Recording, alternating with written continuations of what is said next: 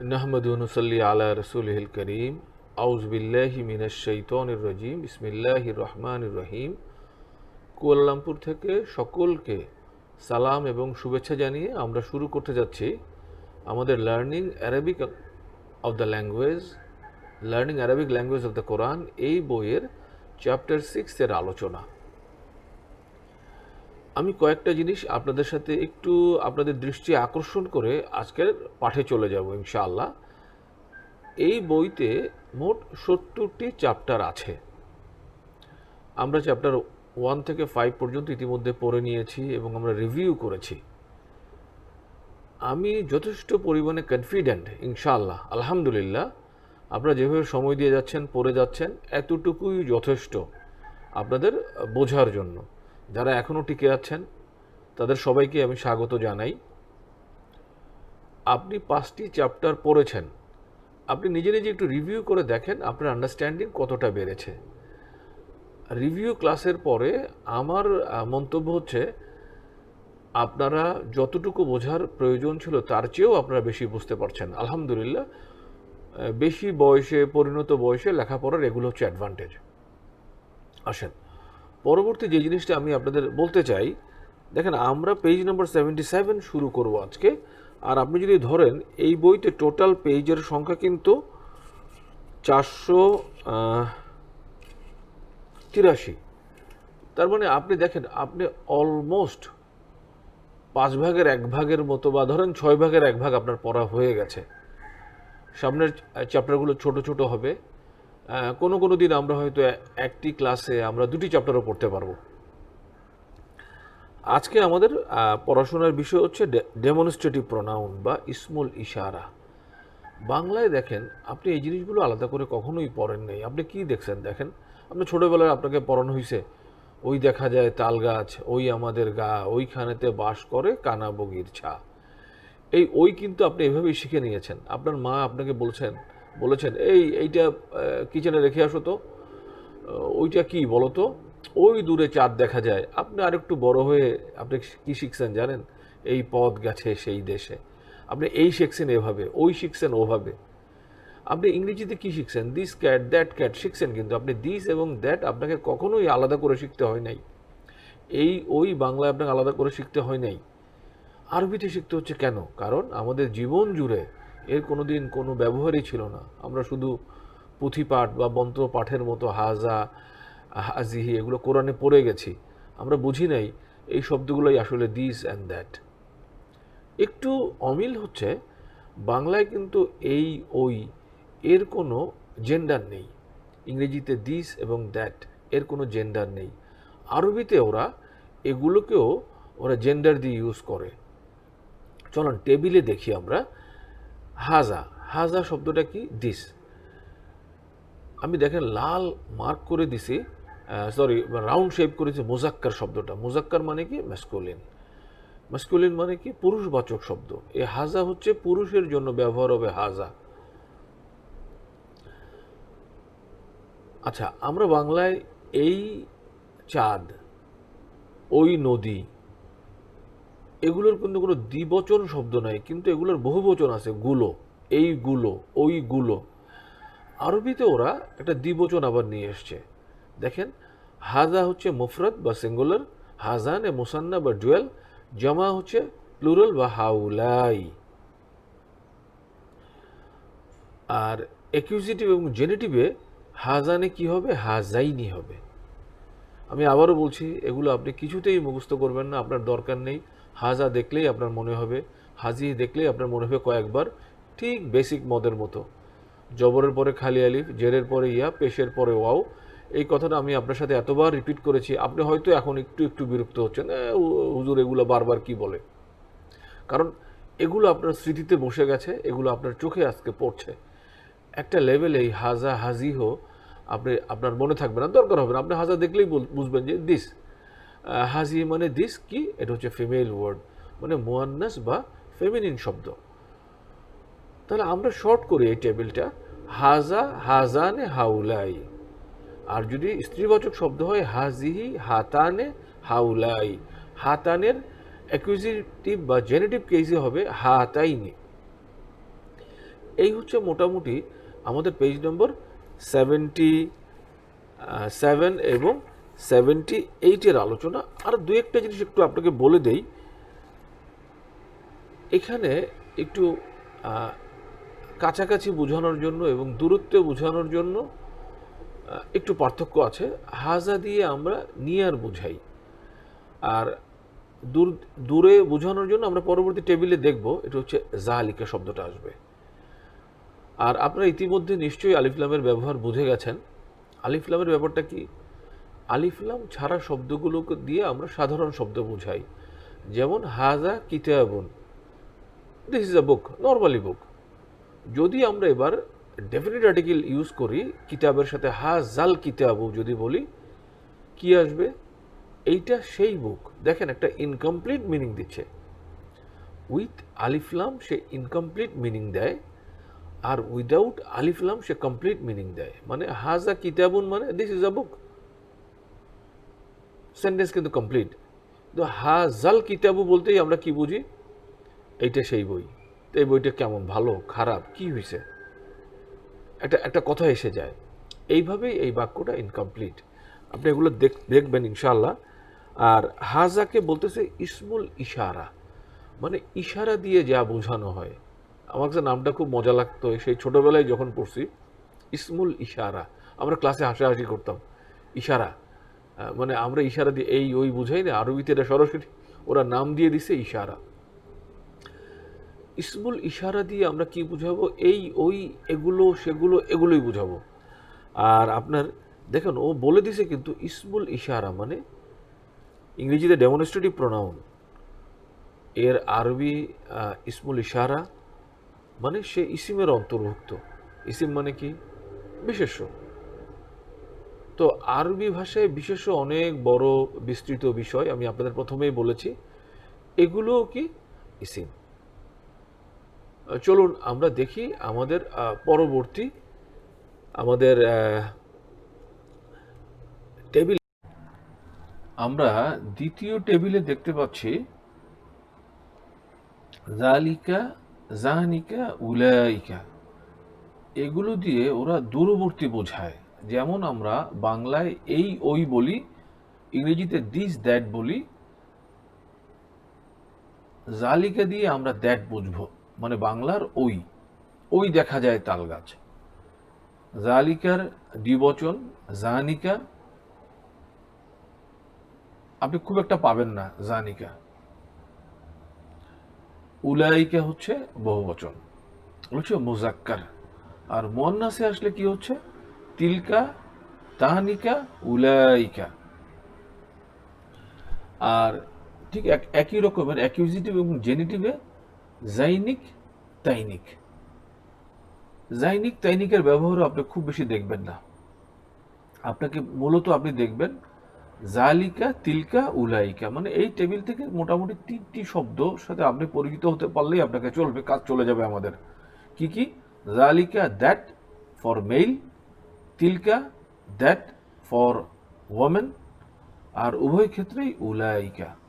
আপনি একটু পড়ে দেখেন, এই উলাইকা শব্দটা উভয় জেন্ডারের ক্ষেত্রেই শুধু হিউম্যান বিং বা মানুষদের জন্য ব্যবহার হবে, নতুবা ব্রোকেন প্লুরালের ক্ষেত্রে ওরা ওই ওই অর্থে বহুবচন ওরা তিলকা শব্দটা ব্যবহার করে। তিলকাই যথেষ্ট, মানে ফেমিনিন ওয়ার্ড যেটা আছে তিলকা মানে দ্যাট, সে বহুবচনের ক্ষেত্রে ইউজ হবে যদি সে ব্রোকেন প্লুরালের ক্ষেত্রে হয়। এটা আপনি অ্যাভেলেবেল আরবিতে দেখবেন। আর উলাইকা শব্দটা ব্যবহার হবে মূলত মানুষদের জন্য, মুজাক্কার এবং মুয়ান্নাস উভয় ক্ষেত্রেই এক। এই হচ্ছে মোটামুটি আমাদের ডেমনস্ট্রেটিভ প্রনাউনের আলোচনা। আমরা প্রথম টেবিলে আমরা কি দেখলাম? প্রথম টেবিলে আমরা দেখলাম হাজা, হাজানে, হাউলাই, হাজিহি, হাতানে, হাউলাই। এই টেবিলে আমরা দেখলাম জালিকা, জানিকা, উলাইকা, তিলকা, তানিকা, উলাইকা। আপনার কাছে কি আসলে খুব কঠিন মনে হচ্ছে? না। আপনি যদি আমার সাথে খুব মনোযোগ দিয়ে সমস্ত এক্সাম্পলগুলো দেখেন, লেখক কোরআন থেকে যেসব এক্সাম্পল এখানে কোট করেছে, আমি আশা করছি, এবং তারপরে যদি আপনি সূরা নাবা থেকে নাস পর্যন্ত তেলাওয়াত করেন, এই জালিকা হাউলাই হাউলাই উলাইকে তানিকে এগুলো আপনার চোখে পড়া শুরু হবে ইনশাআল্লাহ। আপনি অর্থ নিয়ে ওয়ারিড হবেন না, আপনি ওয়ারিড হবেন তিলাওয়াতের সময় এই তিলকা শব্দটা আপনার কাছে আলাদা করে পড়ছে কিনা, মনে জালিকা আলাদা করে পড়ছে কিনা, আপনার চোখে পড়ছে কিনা, ইয়েস আমি জিনিস পড়ছি, এটা যেন কোথায় পড়ছি, এতটুকুই আপনার জন্য যথেষ্ট। আরও যখন আমরা 5টা চ্যাপ্টার ইনশাআল্লাহ শেষ করব, 6, 7, 8, 9, 10, তারপর 1 থেকে 10 নিয়ে যখন আবার মালা গাঁথবো, আমি রিভিউগুলোকে মালা গাঁথার মতো বলি, যখন দেখবেন ইনশাআল্লাহ আপনি কোরআনের 1/7 বুঝে ফেলবেন। আমি আপনাকে কথা দিচ্ছি, অ্যাসিওর করতেছি, আপনাকে অবগত করছি, যেদিন ইনশাআল্লাহ আমাদের চ্যাপ্টার 1 থেকে 10 পর্যন্ত পড়া শেষ হবে, আমরা 10টা সূরা নিয়ে আলোচনা করে আমি আপনাকে দেখাবো আপনার আসলেই কোরআনের 1/7 আপনার বোঝা হয়ে যাবে ইনশাআল্লাহ। শুধু এই লেভেলে আমি আপনাকে কিছু নাউনের ব্যাপারে দৃষ্টি আকর্ষণ করব, যেগুলো আপনাকে শিখতে হবে।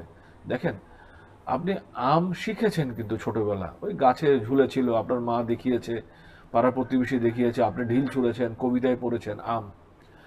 আম কিন্তু আপনি মুখস্থ করছেন, এটা আম, আচ্ছা তারপরে কি, ওইটা শরীফা, ওইটা আতা, ওইটা কুল, ওইটা বড়ই, ওইটা জয়ফুল, এটা বেলিফুল। আপনাকে নাউনগুলো কিন্তু আপনাকে শিখতে হবে, মুখস্থ করতে হবে। আচ্ছা, শুধু শুধু নাউন মুখস্থ করলে কিন্তু থাকে না। এই মুখস্থ করার একটা টেকনিক হচ্ছে, আমরা যখন কোরআন পড়ব, অনুবাদ পড়তে থাকবো, আপনি একটু এবার আমার সাথে দাগ দেওয়ায় অভ্যস্ত হবেন।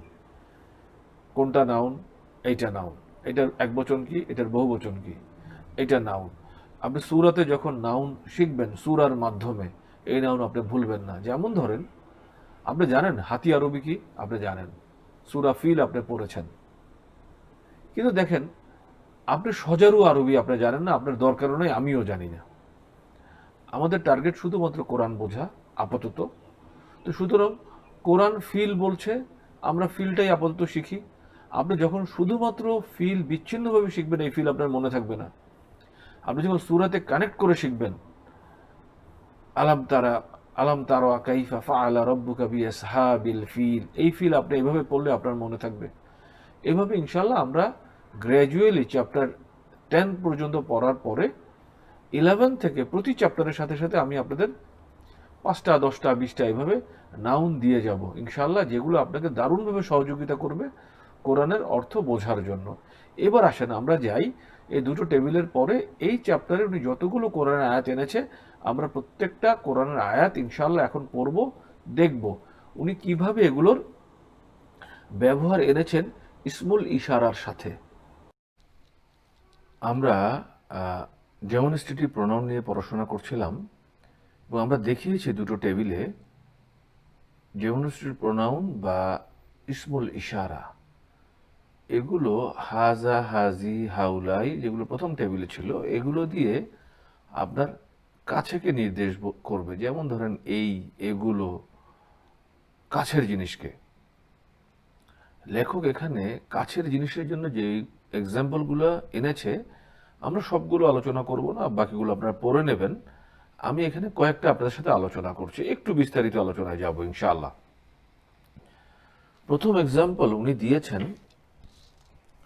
সূরা মুমিনুন থেকে। সূরা মুমিনুন মানে 23 নম্বর সূরার 52 নম্বর আয়াত। আপনার বইতে দেখেন 23-52 লিখে দিয়েছেন, হাজিহি উম্মাতুকুম উম্মাতুম ওয়াহিদা ওয়া আনা রব্বুকুম ফাত্তাকুনি। আসেন, ওয়া মানে এবং, আমরা এই চ্যাপ্টার এখনো যাইনি, আমরা আস্তে আস্তে যাচ্ছি। আমরা এতবার জিনিসটা রিপিট করছি, আপনি হয়তো বুঝতে পারছেন। ওয়া মানে এবং, ওয়া এর আরো অনেকগুলো অর্থ আছে, যখন আসবে গ্র্যাজুয়ালি আমরা দেখব। ইন্না মানে কি, ইন্না মানে নিশ্চয়ই, আপনি ইতিমধ্যে ইন্না পড়ে ফেলেছেন। হাজিহি, এই হাজিহি আপনার চোখে পড়তে হবে। ওয়া ইন্না হাজিহি, এবং এগুলো বা এরা, আপনাকে এই চ্যাপ্টারে বোঝানো হয়েছে হাজিহি ব্রোকেন প্লুরালের জন্য হাজিহি ব্যবহৃত হবে, এবং হাজিহি ব্যবহৃত হবে মানুষের জন্য, ব্রোকেন প্লুরালের জন্য। ওয়াইন্না হাজিহি মানে নিশ্চয়ই এরা, উম্মাতুকুম তোমাদের স্বজাতি। খেয়াল করুন, আপনি একটা মুরাক্কাবে ইজাফি বা পজিটিভ সেন্টেন্স আপনি খেয়াল করুন, উম্মাতুকুম তোমাদের জাতি, তোমাদের উম্মত। উম্মাতুকুম, কেমন উম্মত? উম্মাতাও ওয়াহিদা, একক, এক মানে তোমরা ঐক্যবদ্ধ একটা উম্মত। ও আনা এবং আমি রব্বুকুম, তোমাদের প্রভু। রব্বুকুম আবার আপনি একটা পজিটিভ সেন্টেন্স পাচ্ছেন, ফাত্তাকুনি, এবং তোমরা আমাকেই ভয় করো।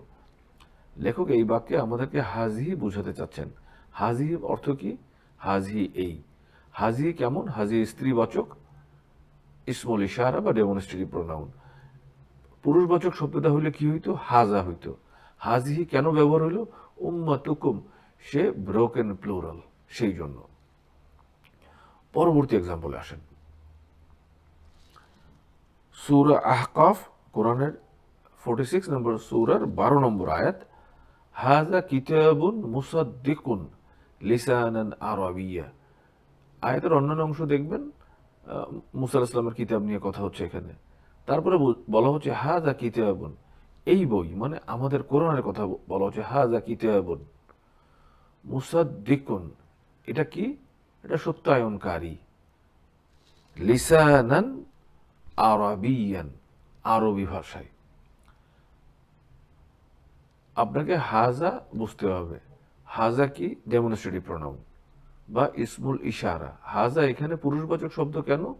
কিতাবুন শব্দটা পুরুষবাচক, তাই। হাজা কিতাবুন মুসাদ্দিকুন লিসানান আরাবিয়া। পরবর্তী আয়াতে আসুন। ক্বালা আনা ইউসুফু ওয়া হাযা আখি, সূরা ইউসুফ, কোরআনের 12 নম্বর সূরা, 90 নম্বর আয়াত। ক্বালা, তিনি বললেন, আনা ইউসুফ, আমি ইউসুফ, ওয়া হাযা আখি, আর একে ওই বিনিয়ামিনের কথা হচ্ছে, সে আমার ভাই। আখি কি? আখুন মানে হচ্ছে ভাই। আপনি পড়েছেন ইতিমধ্যে, যদি একটা ইয়ায় মুতাকাল্লিম লাগানো হয় কোনো নাউনের সাথে, তখন সেটা আমার অর্থ দেয়। তাহলে আখি মানে কি? আখুন মানে ভাই। আখি মানে কি? আখি মানে আমার ভাই। ও হাজা মানে কি? এ, এ মানে এই ছেলেটা বা এই লোকটা বা এ আমার সাথে যে আছে বা সে আমার ভাই। হাজা দিয়ে এখানে কাছে বোঝানো হচ্ছে, মানে ওনার পাশেই ছিল, হ্যাঁ সে আমার ভাই। ক্বালা আনা ইউসুফু, আমি ইউসুফ, ও হাজা আখি। আপনি হাজিহি বুঝতে পারছেন। হাজাগুলো আপনার চোখে পড়া শুরু হচ্ছে, আমি আশা করছি। এই হাজা, হাজিহি এগুলো চোখে পড়লেই আপনি বুঝবেন যখন হাজানে আসবে, হাউলাই আসবে। হাজানে বহু বচন, হাউলায় দ্বিবচন, হাউলায় বহু বচন। পরের আয়াতে আসেন। ক্বালু, তারা বললেন, ইন হাজানে লা সাহিরান, 20 নম্বর সূরার 63 নম্বর আয়াত। 20 নম্বর সূরা হচ্ছে কোরআনের সূরা তাহা। তারা বললেন, ইন হাজানে, নিশ্চয়ই হাজানে, এই দুজন। হাজার বহু বচন হচ্ছে হাজানে, দ্বিবচন হচ্ছে হাজানে, আর বহু বচন হচ্ছে হাউলাই। লা সাহিরানে, লা মানে নিশ্চয়ই, সাহিরানে মানে হচ্ছে কি? দুইজন জাদুকর।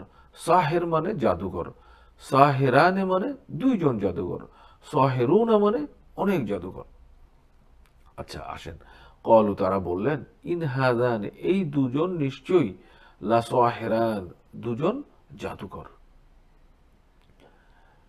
তারপরের আয়াতে আসেন, সূরা বাকারার 259 নম্বর আয়াত। ক্বালা আন্না ইউহয়ি হাযিহিল্লাহু বা'দা মাউতিহা। ওই লোক একটি ঘরের পাশ দিয়ে যাচ্ছিলেন। উনি তখন বললেন, ঘরটার ছাদ ভেঙে গেছে, ঘর জীর্ণ শীর্ণ অবস্থায়, মানুষজনও নেই মনে হয়, ব্যাপারটা এমন। ক্বালা, তিনি বললেন, আন্না, কিভাবে, ইউহয়ি, জীবন দেবেন, হাযিহি, এদেরকে, আল্লাহু, দেখেন আল্লাহ পেশযুক্ত, মানে আল্লাহ ব্যাপারে সে কথা বলতেছে, আল্লাহ এদেরকে জীবন দেবে, মানে সেন্টেন্সে ডুয়ের হচ্ছে আল্লাহ, ওই জন্য আল্লাহ পেশযুক্ত। হাজিহি মানে কি? এই বাড়িতে যারা ছিল মারা গেছে, ছাদ ভেঙে গেছে, আল্লাহ এদেরকে জীবন দিবেন কিভাবে? বাদা মাউতিহা, তাদের মৃত্যুর পরে। বাদা আপনি ইতিমধ্যে পড়েছেন, বাদা শব্দটা। বাদা মানে কি? পরে।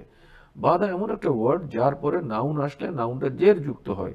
দেখেন, মাউতিহা, তাদের মৃত্যুর পরে বা তার মৃত্যুর পরে। শব্দটা কি? বাদা বাদ দেন, কি হবে? মাউতুহা, তাদের মৃত্যু। তাহলে মাউতিহা আপনি কেন দেখতেছেন? আপনি দেখছেন কারণ বাদার কারণে, বাদা মাউতিহা। ক্বালা আন্না, তিনি বললেন, ইউহি, কিভাবে জীবন দেবেন, হাজিহি, এদেরকে, আল্লাহু, আল্লাহ, বাদা মৌতিহা, তাদের মৃত্যুর পর। এরপর আল্লাহ কি করলেন, তাকে ওইখানে 100 বছর ঘুমিয়ে ঘুমিয়ে রাখলেন। 100 বছর পরে তাকে উঠানো হলো, বললো কয়দিন ঘুমাইছো, সে বললেন 1 দিন বা 2 দিন বা 1 রাত্রে, এই জাতীয় কথা। উনি বললেন বাল্লা বিস্তামিয়াতা, তুমি বরঞ্চ 100 বছর ঘুমিয়েছো, তোমার খাদ্য এবং গাধার দিকে খেয়াল করো। এই হচ্ছে আরেকটা এক্সাম্পল। তারপরের এক্সাম্পল, আপনি যদি পেজ নাম্বার 80-তে যান, কুল হাদিহি সাবিলি আদু ইলাল্লাহ, সূরা 12 নম্বর সূরার 108 নম্বর আয়াত। 12 নম্বর সূরা কি? সূরা হচ্ছে ইউসুফ। কুল হাদিহি, বলুন, হাজিহি, ইহাই, এটাই, সাবিলি, আমার রাস্তা, আমার পথ, আদু ইলাল্লাহ, আমি কি করি, মানুষকে আল্লাহর দিকে ডাকি। পথ কোনটা? মানুষকে আল্লাহর দিকে ডাকা। ইসুফ আলাইহিস সালাম বলছেন, কুল হাজিহি, বলুন, হাজিহি, ইহাই, সাবিলি। হাজিহি কেন? সাবিলুন শব্দটা এক বচন, বহু বচনে সুবুলুন, সে স্ত্রীবাচক শব্দ, তাই হাজি ব্যবহার হয়েছে। কুল হাজিহি সাবিলি, ইহাই আমার রাস্তা, আদু ইলাল্লাহ, আমি মানুষকে আল্লাহর দিকে ডাকি। আসুন আমরা তাহলে আরেকটু দেখি। প্রথম আয়াতে হাজিহি, পরের আয়াতে হাজা, তারপরে হাজা, তারপরে হাজানে, তারপরে হাজিহি, তারপরে আবার হাজিহি। উনি পরবর্তীতে, আপনি দেখেন, আমি এখানে এক্সাম্পলে আনিনি, আপনি একটু বইতে আসেন, পেজ নাম্বার 80-তে, হাউলাই সুম্মা আনতুম হাউলাই তাকতুলুনা আনফুসাকুম, এরপরে সুম্মা মানে এরপরে, আনতুম তোমরা ছিলে, হাউলাই তেমন বা তোমরাই তারা, তাকতুলুনা হত্যা করেছিলে, আনফুসাকুম নিজেদেরকে। সূরা বাকারার 85 নম্বর আয়াত। হাউলায় কাদের জন্য ব্যবহার হবে? মানুষদের জন্য, হিউম্যান বিংদের জন্য। এবং সে কি করবে? সে হাজা, হাজানে, হাউলায় বহু বচনের অর্থ দেবে। এভাবে বাকি এক্সাম্পলগুলো আপনারা একটু দেখে নেবেন। আমরা পরবর্তী টেবিলে যাচ্ছি। আমাদের যে সেকেন্ড টেবিল ছিল, জালিকা, জানিকা, উলাইকা, তিলকা, যেগুলো দিয়ে দূরবর্তীকে নির্দেশ করে, দূরবর্তী ডেমনস্ট্রেটিভ প্রোনাউন বা ইসমুল ইশারা লিল বাঈদ। আপনারা একটু মনোযোগ দেবেন এবং আমি আশা করছি এই জিনিসগুলো খুব কঠিন কিছু নয়, আপনারা বুঝতে। আপনারা যদি এবার পেজ নাম্বার 81-এ আসেন, আপনি দেখতে পাবেন এই টেবিলটা দিয়ে আমরা ডেমনস্ট্রেটিভ প্রোনাউন বা ইসমুল ইশারা, যা দিয়ে আমরা দূরবর্তীকে নির্দেশ করি, এগুলোর আলোচনা হয়েছে। এক বচনে যালিকা মানে দ্যাট, জানিকা দ্বিবচন, উলাইকা বহু বচন, জাইনিক সে অ্যাকিউজিটিভ বা জেন্ডিভ কেস ইউজ হবে যখন সে দ্বিবচন। আর স্ত্রীবাচক শব্দটা হচ্ছে তিলকা, তানিকা, তাইনিকা, উলাইকা। আপনি তাইনিকা, জাইনিকা আপনি কখন পাবেন আমি জানি না, আপনার মনে রাখার দরকার নেই। আপনি শুধু জালিকা, তিলকা, উলাইকা মনে রাখার চেষ্টা করেন, মুখস্থ করতে হবে না, এগুলো অটোমেটিক স্মৃতিতে বসে যাবে ইনশাআল্লাহ। আপনারা হয়তো জালিকা জানেনও। আপনারা জালিকা মানে কি? জালিকা দ্যাট। তিলকা কি? তিলকা দ্যাট। একটা হচ্ছে মুজাক্কার, একটা মুআন্নাস। মুজাক্কার আবার মুআন্নাস উভয়ে বহু বচনে গিয়ে উলাইকা হয়ে গেছে। উলাইকা ইউজ হবে হিউম্যান বিং এর জন্য, আর ব্রোকেন প্লুরালের জন্য তিলকাই যথেষ্ট, যদিও সে এক বচন, কিন্তু ব্রোকেন প্লুরালের জন্য আপনি তিলকার ব্যবহার আপনি দেখবেন কোরআনে অ্যাভেলেবেল। আর তিলকা দিয়ে তাহলে এক বচন স্ত্রীবাচককে নির্দেশ করবে, তিলকা বহু বচন ব্রোকেন প্লুরালকে নির্দেশ করবে, সে মানুষ হতে পারে, নাও হতে পারে। আবার তিলকা উলাইকার সাবস্টিটিউট, যখন সে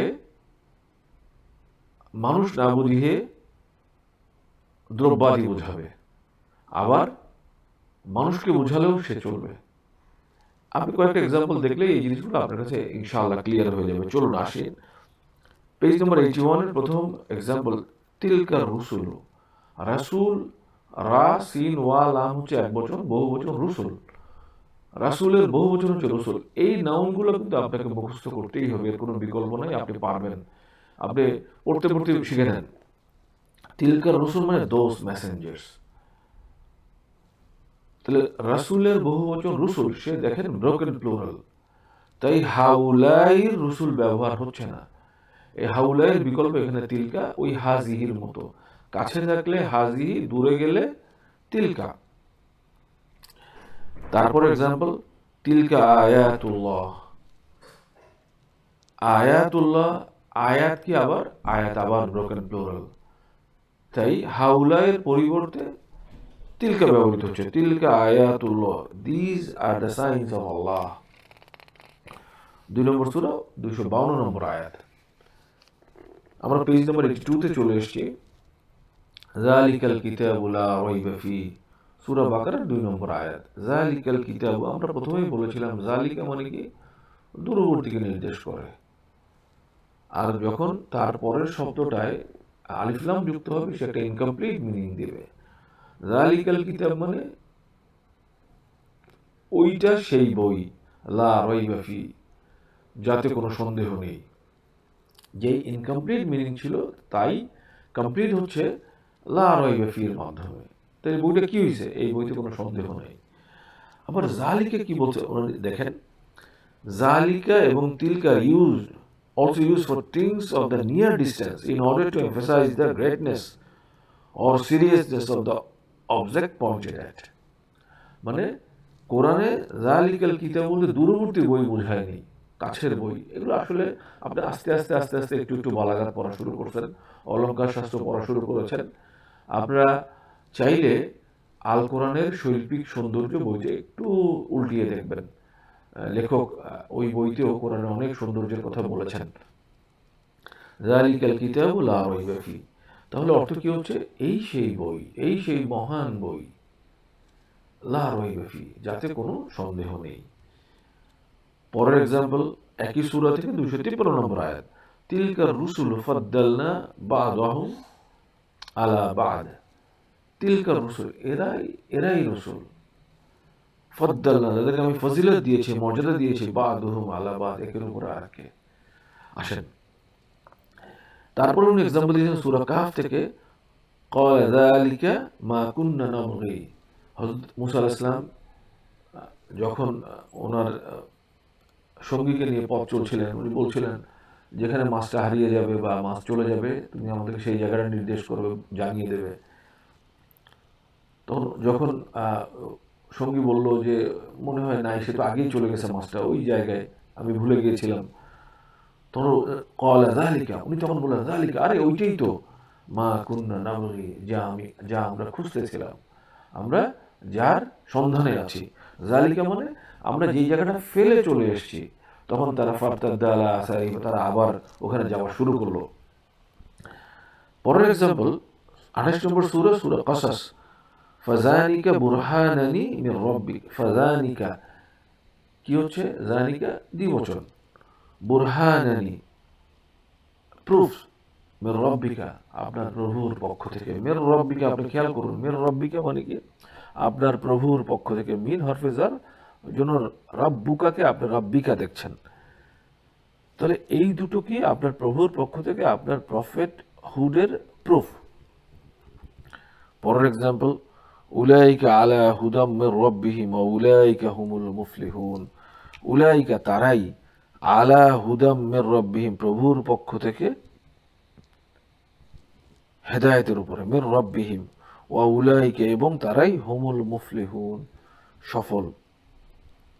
তাহলে উলাইকা শব্দ দুটো এখানে হিউম্যান বিইং এর জন্য ব্যবহার হচ্ছে, এবং এগুলো জালিকার বহুবচন। পেজ নম্বর 83 তে আসেন, আপনি দুটো শব্দ দেখবেন, জালিকুমা এবং জালিকুম। এই শব্দ দুটো আসলে এক বচনের অর্থ দেবে, যদিও আপনি দেখছেন কুমা এবং কুম। আমরা এ ব্যাপারে বিস্তারিত আমাদের লাইভ ক্লাসে বলবো ইনশাআল্লাহ। তারপরে আসেন হা হুনা এবং হুনালিকা। হা হুনা মানে হচ্ছে হিয়ার, হুনালিকা মানে হচ্ছে দেয়ার অ্যান্ড দেন। এক্সাম্পলে আসেন, ফাজহাব আন্তা ওয়ারাব্বুকা, যাও, ফাজহাব, যাও, আন্তা, তুমি, ওয়ারাব্বুকা মানে উম্মতরা তার প্রফেটকে বলছেন, ফাকাতিলা, এবং তোমরাই জিহাদ করো, যুদ্ধ করো, ইন্না হা হুনা ইন্না হা হুনা কায়িদুন, আমরা এখানেই বসলাম। হা হুনা মানে এখানেই। পরের আয়াতে হুনালিকা দা জাকারিয়া, হুনালিকা সেখানে, দা ডেকেছিলেন জাকারিয়া, হযরত জাকারিয়া আলাইহিস সালাম তার প্রভুকে।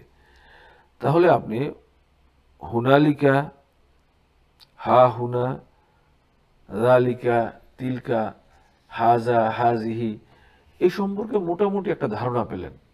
এবার আপনার কাজটুকু হচ্ছে ভাই, আপনি সূরা নাবা থেকে সূরা নাস পর্যন্ত পড়ার সময় আপনি অর্থ মেলানোর পাশাপাশি একটু চেষ্টা করবেন এই শব্দগুলো আপনার চোখে পড়ছে কিনা। যদি দেখেন এই শব্দগুলো আপনার চোখে পড়ছে, আপনার এই ব্যাপারে আপনার কাজ শেষ ইনশাআল্লাহ। আমি আবারও বলছি, চ্যাপ্টার 10 এর পরে আমরা আবার যখন 10 চ্যাপ্টার রিভিউ করব, তখন আমরা এই অর্থগুলো মিলাবো। এখন আপনার কাজ হচ্ছে শুধু হাজা, হাজি, জালিকা, জানিকা, তিলকা, উলাইকা, এই শব্দগুলোর সাথে আপনি অভ্যস্ত হন। আপনার চোখে পড়লেই যেন আপনার মনে আসে এগুলো ইসমুল ইশারা বা ডেমনস্ট্রেটিভ প্রোনাউন। সবাইকে অনেক অনেক শুভেচ্ছা জানাচ্ছি। আমার জন্য দোয়া করবেন, আমিও আপনার জন্য দোয়া করছি। দোয়া করা সুন্নত। আজকে এখানেই শেষ করছি। আসসালামু আলাইকুম ওয়া রাহমাতুল্লাহি ওয়া বারাকাতুহু।